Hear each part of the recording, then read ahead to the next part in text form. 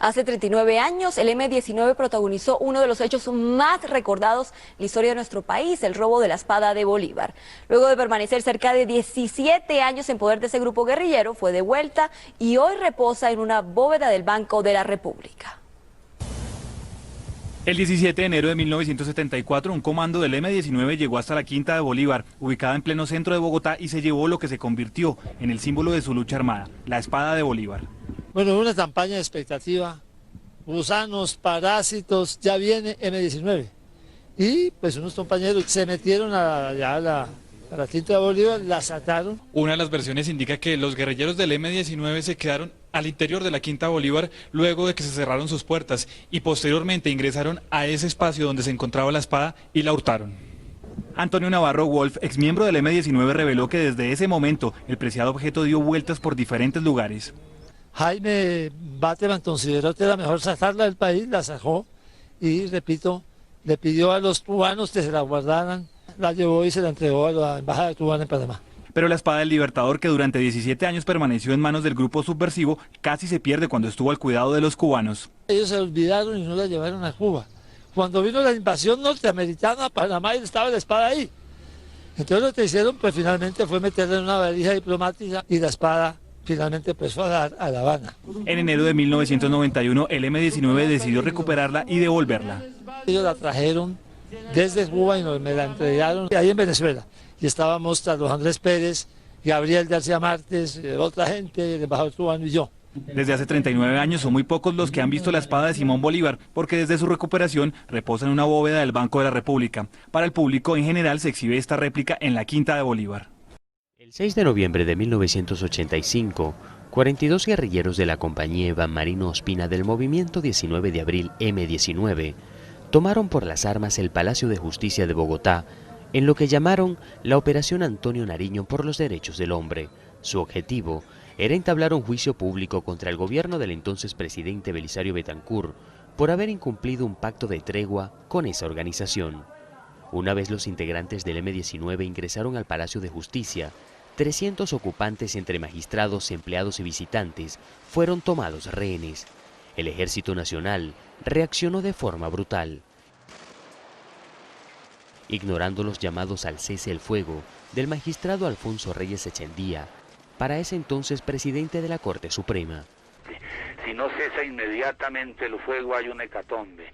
La gente está dispuesta a conversar, viene a traer un documento para conversarlo, pero no hay manera de hablarlo y de buscar una salida civilizada a esta situación mientras no haya cese inmediato del fuego. Este pedido del cese al fuego fue ignorado por las fuerzas militares y el presidente Betancur, quienes optaron por silenciar las emisoras que transmitieron estos trágicos hechos y retomar el palacio a sangre y fuego.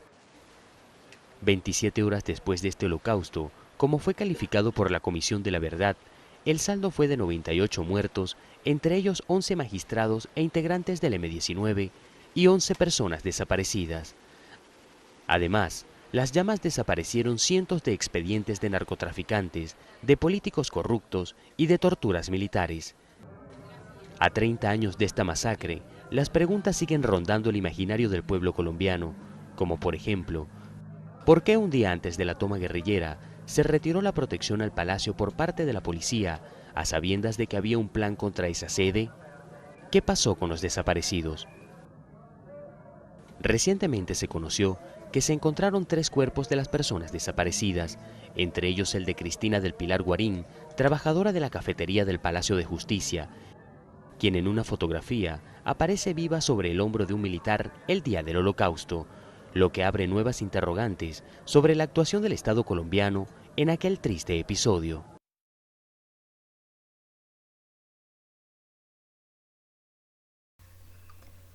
La espada de Bolívar, por Samuel Muñoz.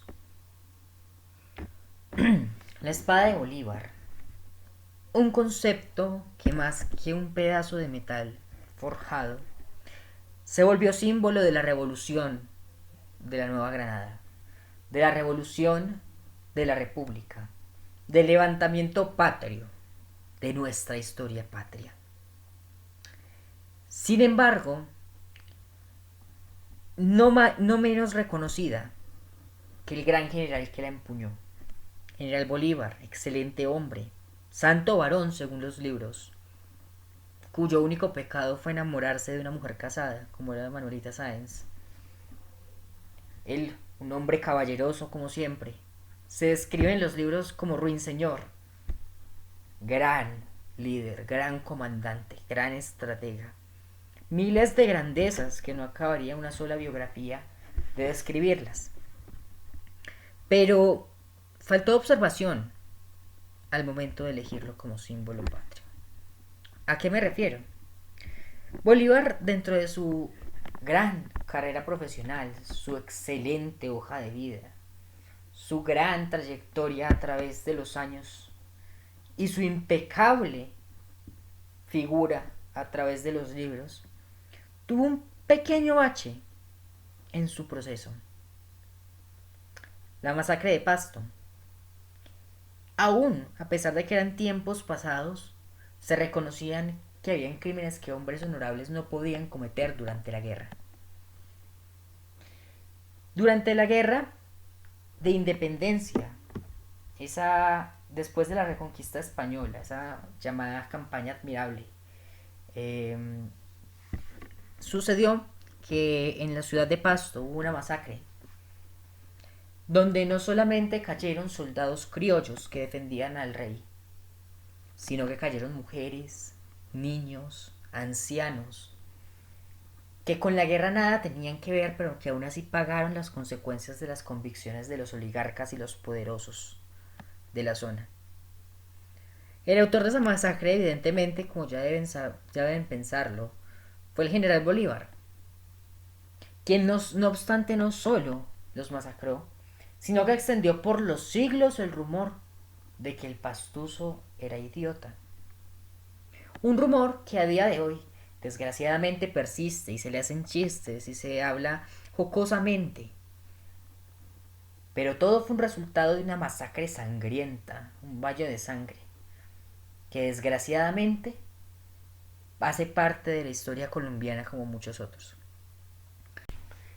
Es a partir de este momento donde nos debemos empezar a reconsiderar quiénes y cuáles son nuestros símbolos patrios. Esto porque, en últimas, el nariñense y el pastuso son tan colombianos como cualquiera de nosotros, y fueron colombianos olvidados, humillados y ultrajados por un hombre que se hizo llamar líder y dictador de la República. Es por esto que aquí empieza el discernimiento histórico alrededor de lo que representan realmente esos símbolos a los que hoy, en esta izada de bandera, les rendimos homenaje. Y en ese proceso histórico, poco a poco se han encontrado divergencias con la realidad planteada desde la regeneración política de Colombia en el año 1886 con el gobierno Núñez, que fue cuando se realzó, se trató de regenerar, por decirlo así, la identidad colombiana, la identidad política y la identidad cultural de la nación colombiana, de la patria colombiana. Y entre esas mentiras creadas en la regeneración y verdades ocultadas, nos podemos dar cuenta del siguiente dato. Quienes crearon la bandera colombiana con estos colores y esta simbología no fueron santafereños honorables, no, fueron caraqueños. Para ser más concretos, fueron Lino de Clemente y Francisco de Miranda, ambos venezolanos, de alto estatus social, por supuesto, masones ambos también, pertenecientes a logias que habían emigrado hacia esta América Latina en secreto, y en las cuales se refugiaron apenas estalló el proceso independentista. Cuando ellos crean esta bandera y crean la identidad colombiana como concepto teórico político, nos damos cuenta de quien verdaderamente creó esta identidad nacional que hoy celebramos, de la que hoy nos sentimos orgullosos. Fueron dos venezolanos. No está mal, nadie lo está diciendo, pero si entramos a reconsiderar si en pleno siglo XXI los símbolos patrios de verdad nos pertenecen a nosotros como colombianos, de verdad nacieron del sentimiento del colombiano raso, pues hoy la bandera, absorbida por las instituciones, no representa al colombiano promedio. Muchos dirán que históricamente lo hace por el bello significado, pero es otra cosa que voy a decir en este momento. Todo el tiempo desde la primaria nos han insistido en que la bandera de Colombia significa el amarillo la riqueza, el azul los mares y el rojo la sangre derramada por el ejército patriota. Oyéndolo así, esa bandera es un poema y merece toda la adulación posible. Lo más complicado es que no es cierto. Si hallamos la investigación y crónicas de la época, nos damos cuenta que cuando Lino de Clemente y Francisco de Miranda estuvieron en el exilio londinense, después del estallido de la Revolución y la Reconquista, tuvieron una entrevista con el sabio alemán Johann Wolfgang von Goethe, en la cual Francisco de Miranda, y cito sus diarios, dice: primero me explicó la forma como el iris convierte la luz en los tres colores primarios. Después me comprobó por qué el amarillo es el color cálido, noble y próximo a la luz. Porque el azul es esa mezcla de exaltación y serenidad, una lejanía que evoca las sombras. Y por el rojo es la exaltación del amarillo y el azul, síntesis del desvanecimiento de la luz y la sombra. No es que el mundo esté hecho de amarillos, azules y rojos. Es que así como una combinación al infinito de aquellos tres colores, lo vemos todos los seres humanos. Un país parte de un nombre y una bandera y se convierte en ellos con un hombre que cumple un destino. Cierro comillas. Teniendo en cuenta esta cita que extraemos de las crónicas de Francisco de Miranda, nos damos cuenta que la bandera realmente nace de un juego de colores que hace para hacerse llamativa. Si vamos a pensar a profundidad, todos estos años en los que por falta de investigación, lógicamente, se ha perdido el verdadero significado de la bandera, creo que como jóvenes es nuestra responsabilidad para con la patria reeditar ese concepto de patria y de nación en función exclusiva de los símbolos patrios. Porque son símbolos patrios que ya no representan al colombiano promedio. Son símbolos patrios que no le pertenecen al colombiano promedio. Son símbolos patrios que las instituciones se apersonaron de ellas, en los cuales vemos la república, pero no vemos la persona, en los cuales vemos las instituciones, la presidencia, el Congreso, las Cortes, pero en el cual no está incluido el colombiano promedio, el colombiano campesino, el colombiano negro, el colombiano raizal, el colombiano urbano, ningún tipo de colombiano. Con base a esto, creo que como jóvenes también nos debemos plantear alternativas. No toda la vida de la república, al menos, se puede vivir con una identidad falsificada por intereses políticos marginales, centralistas y oligarcas. Ese proceso que muchos adulan todavía de la regeneración solo enmarcó un paso para la centralización no solamente del Estado, sino del patriotismo. Esa regeneración democrática fue la que nos permitió o nos obligó a dejar en el olvido a esos territorios colombianos un poco más periféricos, pero que son tan colombianos como la ciudad de Medellín o como la ciudad de Bogotá. Fue esa regeneración la que dejó en el olvido al Chocó, al Amazonas, al Nariño y al Putumayo. Fue esa regeneración la que desmembró al país en su momento, con el único objetivo de regenerar símbolos patrios que nunca nos pertenecieron.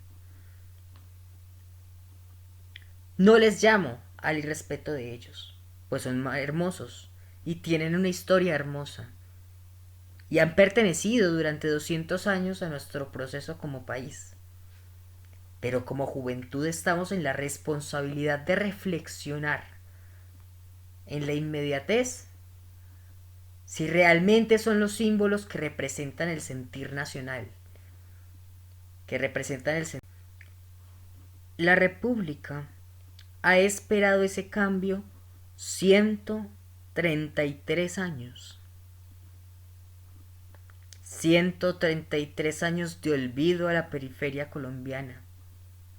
133 años de olvido a la Guajira, al Cesar, al Bichada, al Guainía, al Arauca, al Baupés, al Amazonas, al Putumayo, al Nariño mismo, al Bajo Cauca. 133 años de gobiernos oligárquicos que centralizaron el sentir de la nación en los lugares poblados, voluminosos, extravagantes, dejando de lado a esas zonas periféricas que les necesitaban más que nunca. Colombianos que fueron de segunda para ellos, territorios que se encargaron de bastardizar desde el olvido absoluto. Como jóvenes, es nuestra responsabilidad reivindicar la deuda histórica que se tiene con esos territorios, haciéndolos parte de la identidad nacional, reintegrándolos con justicia al conjunto de la nación, reintegrándolos con cariño a una nación que se encargó de discriminarlos y abusarlos y a explotarlos durante todos estos años. Nosotros debemos tener absoluta conciencia sobre la capacidad general de la reconstrucción de la patria, de una reconstrucción en unidad, donde la diferencia regional no sea argumento para la fractura de la nación, pero una nación donde también quepamos todos, donde quienes vivimos en el centro no critiquemos a la periferia por las decisiones que por necesidad ha debido tomar. Ante esto coloco un ejemplo reciente. Cuando cae ese camión en Tasajera, Magdalena, lo primero que vi en las redes sociales fueron críticas a las personas que vivían allí. Gente normalmente que vivía en Medellín, Bogotá, Manizales, Pereira, Armenia, zonas ricas de la nación colombiana. Al principio me cuestioné por completo esa acción. Todos nos la cuestionamos. Y solemos hablar de modos, de hechos, de actos. Pero cuando entramos a ver en qué condiciones vivían esos pueblos, vivían esos caseríos, vivían esas personas, nos dimos cuenta que era lo mínimo que podían hacer por sobrevivir, que era lo mínimo que podían hacer por subsistir, y que en consecuencia, por un olvido del Estado, un olvido permanente del Estado, son personas que dentro de su colombianidad solo han podido interesarse por mantenerse vivos para sus familiares, para sus amigos y para su alrededor. Se conformaron con no existir para el Estado mientras hubiesen podido sobrevivir. A ese tipo de territorios y de injusticias históricas me refiero.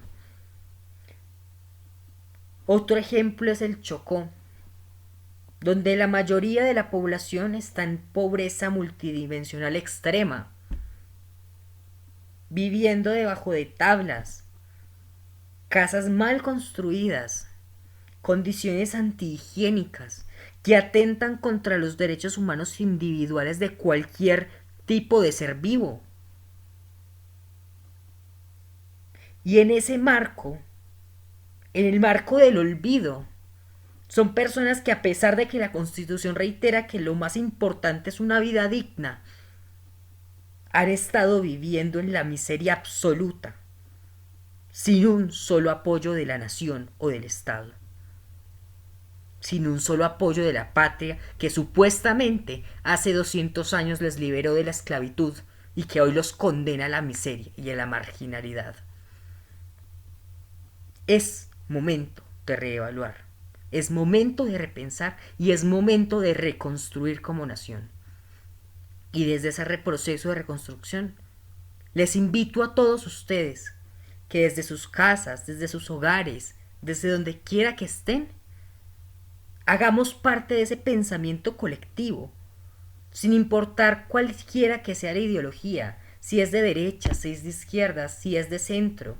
Eso no importa ahora. Lo que importa es la República. Lo que importa es Colombia. Lo que importa es la patria. Eso es lo que importa ahora. Por primera vez en la historia de Colombia, la importancia va a ser Colombia. Esa es la paradoja. Muchísimas gracias por escuchar este mensaje. Y es un orgullo haber podido participar de este evento. Muchísimas gracias.